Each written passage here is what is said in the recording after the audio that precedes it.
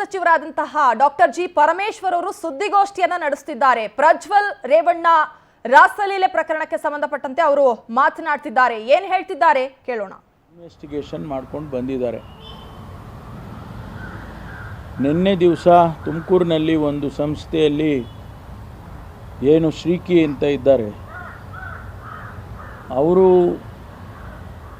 ಸುಮಾರು 60.6 ಬಿಟ್ಕಾಯಿನ್ಗಳನ್ನು ಅಲ್ಲಿಂದ ಯೂಸ್ ಮಾಡಿದ್ದಾರೆ ಅಂತ ಹೇಳಿ ಅವರು. ಪ್ರಜ್ವಲ್ ರೇವಣ್ಣ ರಾಸಲೀಲೆ ಪ್ರಕರಣ ದಿನಕ್ಕೊಂದು ತಿರುವುಗಳನ್ನ ಪಡ್ಕೊಳ್ತಾ ಇರೋದು. ಸಚಿವರು ಸುದ್ದಿಗೋಷ್ಠಿಯನ್ನ ಮಾಡ್ತಾ ಇದ್ರು. ಇದಕ್ಕೂ ಮುಂಚೆ ಸಚಿವರಾದಂತಹ ಚೆಲುವರಾಯಸ್ವಾಮಿ ಅವರು, ಕೃಷ್ಣ ಬೈರೇಗೌಡರು ಜೊತೆಗೆ MC ಸುಧಾಕರ್ ಅವರು ಕೂಡ ಸುದ್ದಿಗೋಷ್ಠಿ ನಡೆಸಿ ಹಲವಾರು ವಿಚಾರಗಳನ್ನ ಇಲ್ಲಿ ಪ್ರಸ್ತಾಪ ಮಾಡಿದ್ರು. ಇನ್ನೊಂದು ಕಡೆ ಪರಮೇಶ್ವರ್ ಅವರು ಕೂಡ ಈ ವಿಚಾರಕ್ಕೆ ಸಂಬಂಧಪಟ್ಟಂತೆ ಪ್ರತಿಕ್ರಿಯೆ ನೀಡಿದ್ದಾರೆ. ಮತ್ತೊಂದು ಕಡೆ ರೇವಣ್ಣ ಅವರನ್ನ ಪರಪ್ಪನ ಅಗ್ರಹಾರದ ಕಡೆಗೆ ಕರೆದೊಯ್ಯಲಾಗ್ತಾ ಇದೆ. ಪ್ರಕರಣದಲ್ಲಿ ಈಗಾಗಲೇ SIT ಅವರು ತನಿಖೆಯನ್ನ ಬಹಳ ಗಂಭೀರವಾಗಿ ಮಾಡ್ತಾ ಇದ್ದಾರೆ. ತಮಗೆ ಗೊತ್ತಿರೋ ಹಾಗೆ ಪ್ರಜ್ವಲ್ ರೇವಣ್ಣ ಅವರು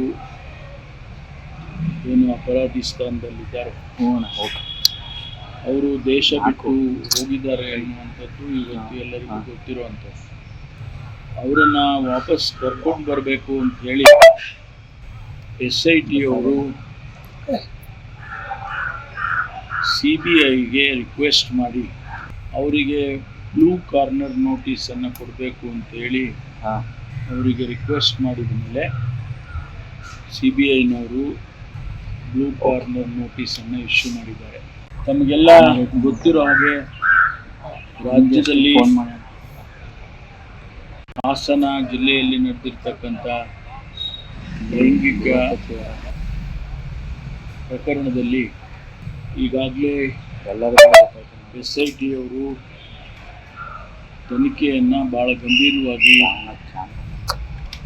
ಮಾಡ್ತಾ ಇದ್ದಾರೆ. ತಮಗೆ ಗೊತ್ತಿರೋ ಹಾಗೆ ಪ್ರಜ್ವಲ್ ರೇವಣ್ಣ ಅವರು